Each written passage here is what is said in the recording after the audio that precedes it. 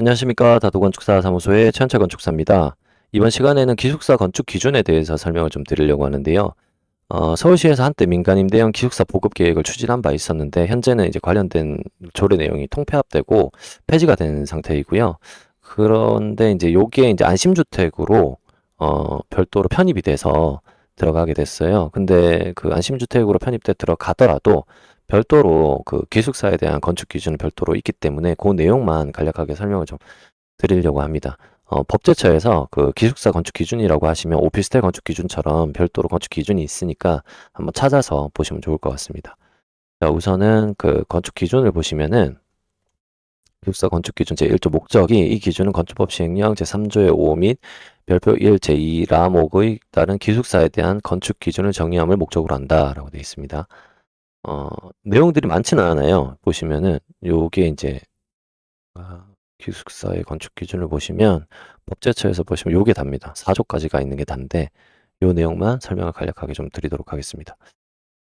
자, 이거 다 읽어드리기에는 시간이 조금 오래 걸릴 것 같고 제가 중요한 내용만 읽어드리고 밑에다가 그 정리한 내용을 한번 더 읽어드릴게요.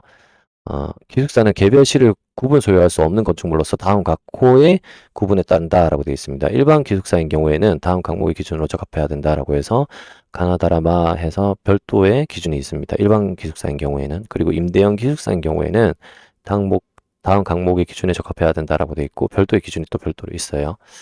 그래서 일반형 기숙사가 있고 임대형 기숙사가 있습니다. 근데 요거 둘 다 이제 구분 소유는 할 수 없는 건축물이라고 보시면 돼요.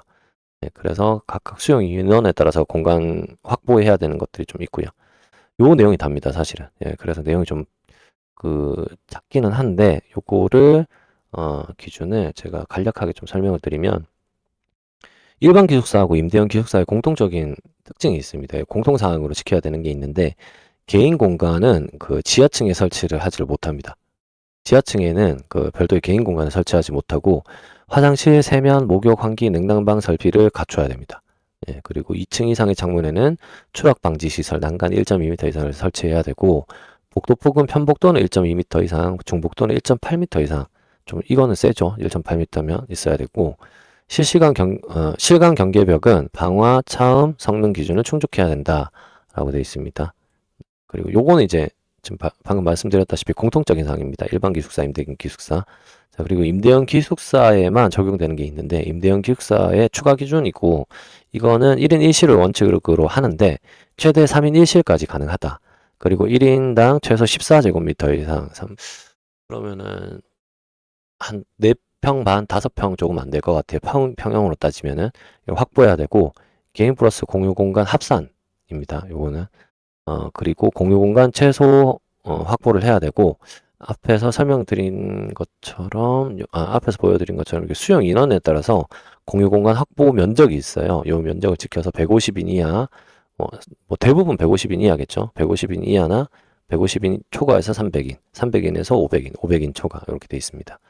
자, 그리고 각 실은 창문 출입문은 필수적으로 있어야 되고 창문은 바닥 면적의 10분의 1 이상 되는 크기로 창문을 만들어줘야 되고요. 개인 공간은 1인당 최소 7제곱미터 이상, 욕실은 2.5제곱미터 이상 들어가야 되고요. 한 변의 길이는 2.2제곱미터 이상, 그 다음에 공유 공간에는 거실, 주방 외에도 다목적실, 취미실, 생활지원시설 등을 확보해야 됩니다. 공동 욕실은 세면대, 화장실을 분리해서 설치를 하고요. 건물 전체에 이제 단일 관리 주체가 운영을 해야 된다라고 되어 있습니다. 여러 사람이 관리하는 게 아니고 한 군데서 관리를 해야 되겠죠. 주차난 방지를 위해 임차인 자동차 소유 제한 등 운영 규정을 설정 가능하다. 주차난 때문에 모든 그 실마다 주차를 줄 수가 없으니까 요거는 별도의 규정을 설치할 수 있다라고 보시면 될 것 같아요. 이게 공동주택에 기숙사가 들어가기는 하지만 일반적으로 공동주택은 소규모 주택 같은 경우에는 뭐 조례에 따라서 조금 다르겠지만 세대당 0.5대 0.3대 뭐 이렇게 적용이 되기도 하거든요. 근데 이제 기숙사 같은 경우에는 세대당으로 그 호당이나 세대당으로 이게 주차 대수를 산정하는 방식이 아니고 면적으로 산정을 하다 보니까 그게 아무래도 이제 주차 대수가 좀 많이 적다라고 보시면 될 것 같아요. 그래서 그런 경우에는 운영 규정을 별도로 설정을 해서 주차를 받을 수 있도록 이렇게 주차난을 극복할 수 있도록 이렇게 이야기를 하고 있습니다. 자, 오늘은 요게 이제 다 내용이 끝난 거고요. 우선은 내용을 제가 한번 쭉 읽어드리며 마무리하면서 임대형 기숙사는 다가구 다세대하고는 다르게 이제 층수 제한이 없습니다. 다가구 다세대는 각각 뭐 4개층, 뭐 3개층 이렇게 사용을 해야 된다. 필로티를 포함해도 뭐 4층이나 5층까지밖에 안 되는 거죠. 네, 그리고 또 오피스텔보다 공동체 생활을 지원하는 시설을 반드시 확보해야 된다 되어 있는데 오피스텔 같은 경우에나 뭐 세대 다가구 같은 경우에는 공동체 생활을 지원하는 시설들이 의무적으로 들어가지는 않아요. 예. 공동주택 같은 경우에는 그 의무적으로 들어가기는 하는데 이것도 일정 규모 이상 넘어가는 거죠. 근데 소규모 건축물 같은 경우에는 공동체 생활 지원 시설 같은 경우에 의무적으로 들어가지 않고 오피스텔은 더더군다나 건축법을 따르기 때문에 이게 의무적으로 들어가지 않습니다. 근데 기숙사 같은 경우에는 공동체 생활 지원 시설을 반드시 확보해야 되는 기준이 있죠. 그리고 차량 보유율이 낮아 이제 수요층을 대상으로 차량 보유율이 낮기 때문에 앞선 설명처럼 주차장 설치에 대한 부담이 좀 적습니다. 그래서 임대형 기숙사를 할 때는 뭐 층수 제한이라든지 아니면 분양성을 위한 공동체 생활 지원 시설도 들어가고 그다음에 주차장 시설도 크게 부담이 없고 그다음에 건물 자체도 단일 업체가 관리를 하기 때문에 안정적으로 관리를 할 수 있다라는 이런 장점들이 좀 있고요. 민간 임대 방식을 추진할 경우에는 임대료와 이제 운영 방식을 시장에 맞게 자율적으로 설정할 수 있고 청년, 직장, 외국인, 유학생 등 다양한 수요층에 대해서 이제 맞춤형으로 기획을 할 수가 있습니다.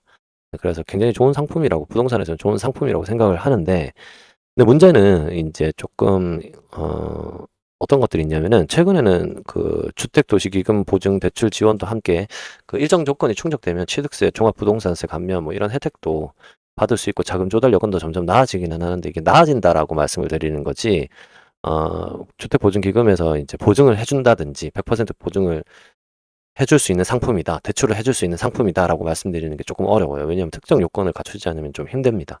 예 그래서 어느 정도 한계가 있다. 그러니까 진입을 하기에는 한계가 조금 있는데 상품 자체는 괜찮다. 예 그래서 초기 투자금이 조금 많이 들어갈 수 있는 상품이다라고 설명을 좀 드릴 수 있고요.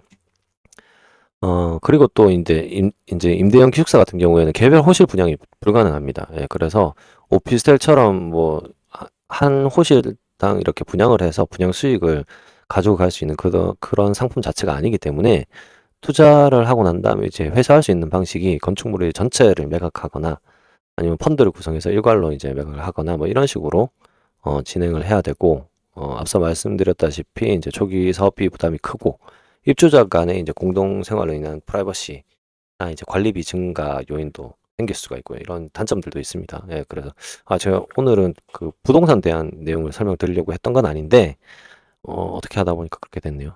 우선은 그 법령 내용만 중점적으로 보시면 될 것 같고요. 임대형 기숙사를 누군가 인제 뭐 진행을 하고 싶다라고 하신다면은 꼭 그 기숙사에 대한 설치 기준을 건축 기준을 꼭 한번 확인하시고 그런 다음에 이제 진행을 하시면 될 것 같아요. 제가 인제 요 내용 밑에 쓴 거는 최근에 인제 임대형 기숙사에 대한 기획을 조금 했던지라 그 내용을 조금 담아 가지고 설명을 좀 드린 거고요. 어 기숙사 설치 기숙사 건축을 하실 때는 꼭 요 기준을 있다는 것을 잊지 마시고 진행을 하시면 좋을 것 같습니다. 자 오늘은 기숙사에 대해서 한번 알아봤고요. 다음 시간에도 조금 더 어 유익한 정보를 제공할 수 있도록 노력하겠습니다. 다도건축사 사무소의 최현철 건축사였습니다. 감사합니다.